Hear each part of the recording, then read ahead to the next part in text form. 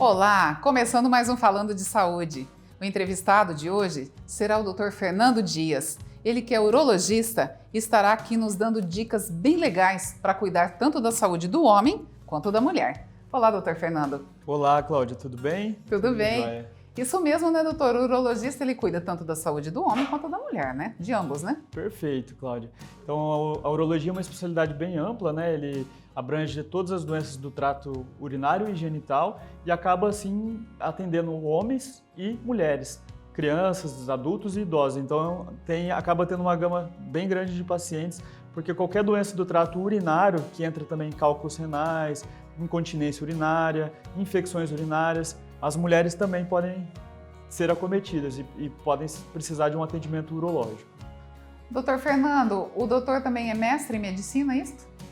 Eu gosto dessa área acadêmica também, Cláudia. Então, acabando a formação da residência em urologia, eu acabei ingressando na parte acadêmica. Então, eu concluí o mestrado e estou por concluir o doutorado, né? Eu vou fazer a defesa de tese ainda esse ano agora, né? Estou fazendo vinculado lá à Universidade Estadual de Campinas, a Unicamp, onde eu fiz a residência de urologia. Sobre o que o doutor está fazendo doutorado, doutor Fernando? Então, o doutorado é uma linha de pesquisa com biomateriais, né? Então, na urologia a gente acaba utilizando telas para correção de incontinência urinária, né? Eu utilizo os famosos slings, né? E para mulheres que têm prolapso vaginal, que tem prolapso uterino, prolapso de cistocele, bexiga caída, né, como a gente costuma dizer num termo mais popular, foi ao longo do tempo aí se visto que não utilizar telas, né, dependendo da qualidade do tecido dessa paciente, apenas corrigir com pontos, a gente pode ter uma recidiva muito alta nesses pacientes. Então, passa por uma cirurgia, corrige o prolapso e, de repente, tem uma perda da cirurgia, recidiva esse prolapso. Então, passou-se a utilizar telas. No entanto, principalmente nos Estados Unidos, em 2008 e 2011, houveram vários relatos de efeitos colaterais, né, advindos do uso dessas telas, né? Então, o FDA realmente baniu o uso de telas nos Estados Unidos. E a partir daí se deu atenção e se começou a buscar melhorias dessas telas, porque muitas vezes a integração dessas telas no tecido da paciente, né, onde é implantado, tem algum vício de integração que gera uma exposição de tela, extrusões, extrusão para o trato urinário ou vaginal, né, com bastante sintomas. Então, a minha linha de pesquisa é justamente otimizar essas telas utilizadas para implante nessas mulheres. Doutor, tudo isso que o doutor faz, você ama tudo isso que faz? Olha, eu procuro fazer com amor tudo que eu faço, né? A gente, claro que passa por períodos de dificuldade, períodos difíceis, dias atribulados, mas com certeza a gente procura se doar o máximo possível e fazer tudo da melhor maneira possível. Então, procuro sempre atender os pacientes bem, passando carinho para esses pacientes que já vão fragilizados à consulta, com receio, medos. Então, a gente procura passar um pouco desse lado humano também na consulta, até para o paciente se sentir acolhido, né?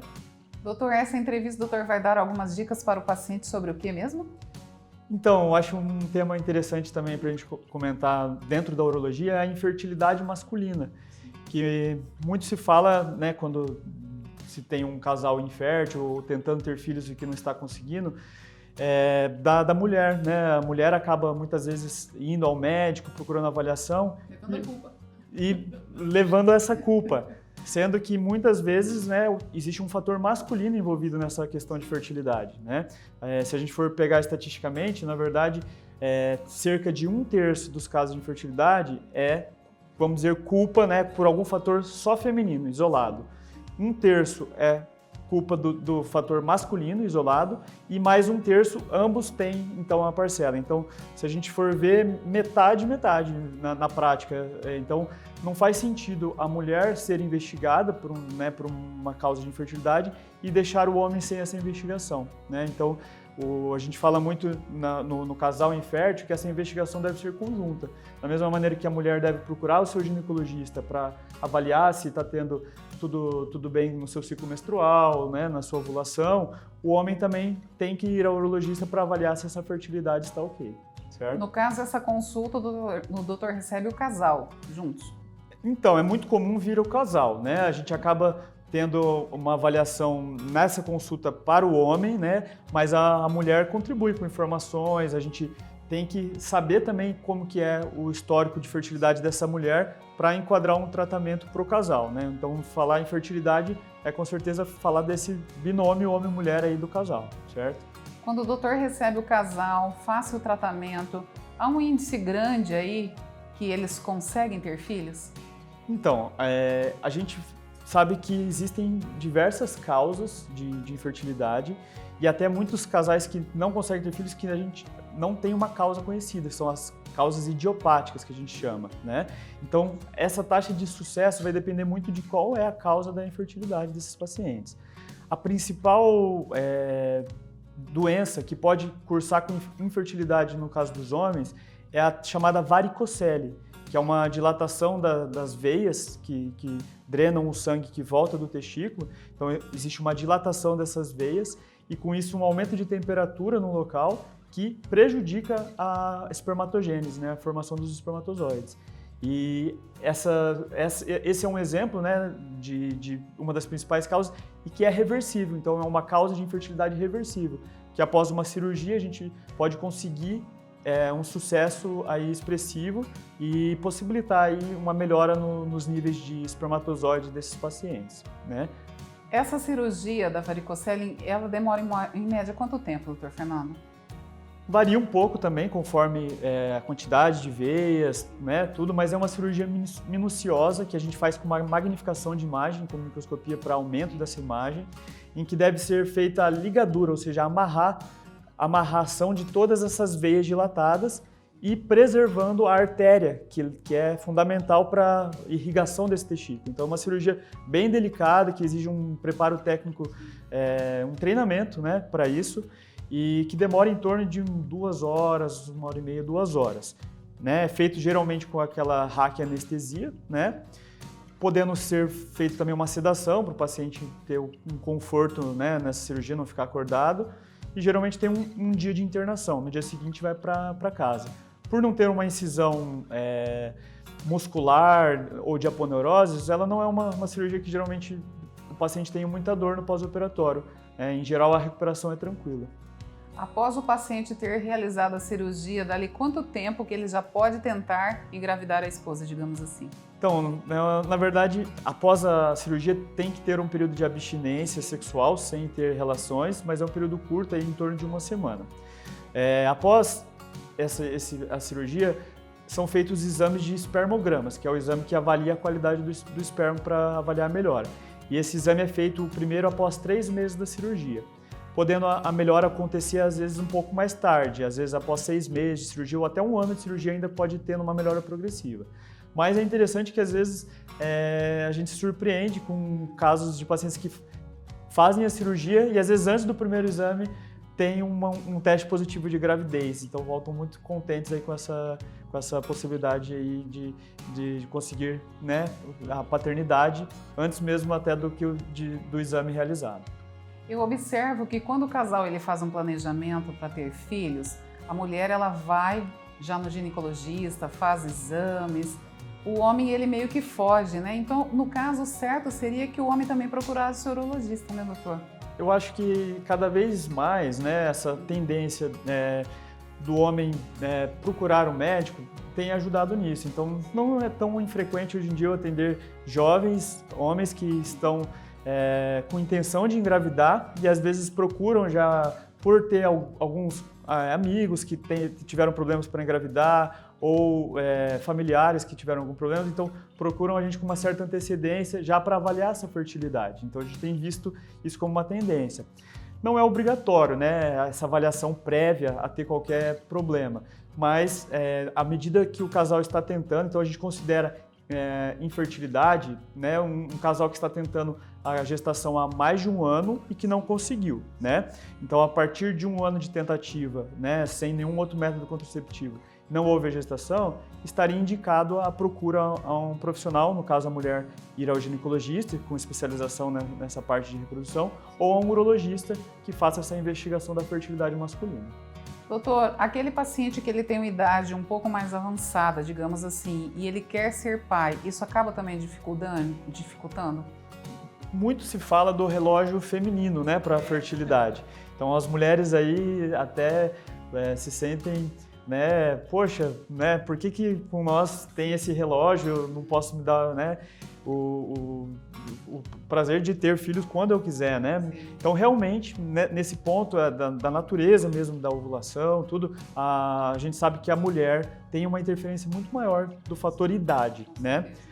Mas o fator idade, no caso da fertilidade masculina, não pode ser desprezado também, tá? Então a gente sabe, né, estudos que relatam que após determinada idade, os homens começam a ter um declínio de fertilidade também, certo? Com diminuição do volume ejaculado e possibilidade de alterações da qualidade desse sêmen também.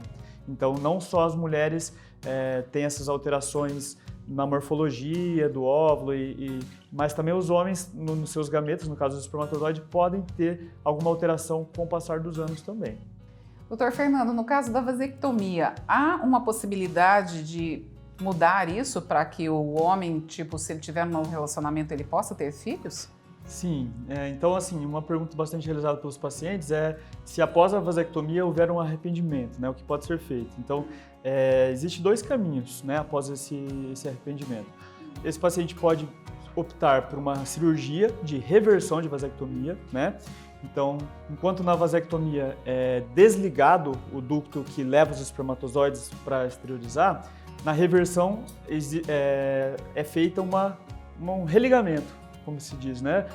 Anastomose do ducto deferente, que é o nome técnico para esse canal que leva esses espermatozoides, e é possível recanalizar para que esses espermatozoides possam voltar a ser eliminados da forma espontânea, da forma natural. Então esse seria um passo. A outra possibilidade seria uma reprodução assistida. Então, através de um procedimento em que é feita uma punção, né, do testículo ou do próprio epidídimo, que é mais comum, se capta os espermatozoides que ficam, porque após a vasectomia os espermatozoides continuam sendo produzidos, só existe uma obstrução da via que exterioriza. Então é possível pegar esses espermatozoides e, feito o estímulo da ovulação da mulher, captar os óvulos para uma fertilização assistida, né? No caso da reversão de vasectomia, as vantagens é que a mulher, no caso, não precisa fazer o estímulo hormonal todo, que é feito para ter essa captação de óvulos, né? E permite o método natural de gravidez, né? Através das relações sexuais. Naturalmente, a gente brinca que o paciente tem várias chances de engravidar após, né? É claro que essa reversão não é 100%, então isso deve ser bem explicado aos pacientes. Existem uma taxa de sucesso que depende principalmente de dois fatores. Há quanto tempo foi feita essa vasectomia? Exatamente. Isso que eu ia perguntar para o doutor. Isso. Deve ser dito aos pacientes que existem dois fatores principais para definir a taxa de sucesso desse procedimento. Então, primeiro seria o tempo, né, decorrido desde a vasectomia. Então, claro que quanto mais tempo decorre da vasectomia realizada, menores as chances de sucesso. Então, principalmente há mais de 15 anos de uma vasectomia, a chance de sucesso é menor. E o segundo fator seria a idade da esposa, né? Quanto maior a idade da parceira, menores as chances de sucesso de uma gestação, né? Então, ponderado tudo isso, o paciente, junto com o médico, né, e a esposa, decide qual o caminho a ser seguido. Doutor, que bacana, né, esse acompanhamento do urologista, esse trabalho que o doutor faz. E é muito gratificante quando o casal eles têm o filho e eles voltam lá para te apresentar a criança. Nossa, é uma das maiores recompensas, né, que a gente fala. Então, quando a gente faz, por exemplo, uma reversão de vasectomia e chega a notícia da gravidez, então é uma satisfação, né, pelo nosso trabalho ter sido feito de uma maneira adequada e por ver os pacientes realizados, né, e felizes, né, procuraram a gente com aquele sonho, né, de ter um filho e é um sonho realizado que deixa o médico muito satisfeito. Doutor, você é muito feliz como pai também? Sim, graças a Deus. Ser pai é muito gratificante para mim. Eu tenho a oportunidade de ter 2 filhos comigo, né, na minha casa, junto com a minha esposa, que eu posso conviver e tenho a honra de educá-los aí. Então é uma delícia, adoro muito e curto todos os dias, no final do dia tenho a oportunidade de estar com eles. Que linda a sua entrevista, doutor. Doutor, e é gratificante a tua vida que tua esposa também é médica, né? Então discute-se casos, falam sobre pacientes, né? Isso é muito bacana, né?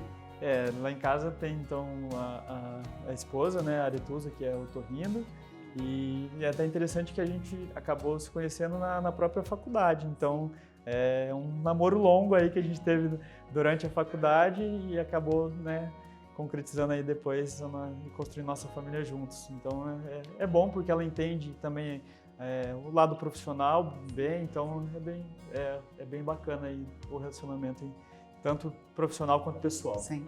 E o que é lindo, né, doutor, que ela tem uma linha também de atendimento, né, humanizado, que ela encanta pacientes, o doutor também. Isso é muito bacana. Parabéns aí pro casal, né? Agradeço. Doutor Fernando, muito obrigada pela sua presença aqui, né, que em breve você possa estar aqui novamente, tá? E muito, muito obrigada. Obrigado pelo convite, foi muito gostoso, espontâneo. Agradeço pela oportunidade de poder expor alguns temas aí, né, que às vezes as pessoas não têm tanto conhecimento, e eu acho que é um papel da imprensa e das mídias também a gente está expondo esses assuntos interessantes. Está em aberto, doutor, tá? Seja sempre bem-vindo. Obrigado. E a vocês que nos acompanharem mais este Falando de Saúde sobre infertilidade masculina. Conhece alguém, conhece algum casal passando por esse momento difícil? Agenda uma consulta com o Dr. Fernando Dias. Obrigada pela sua companhia e até o próximo.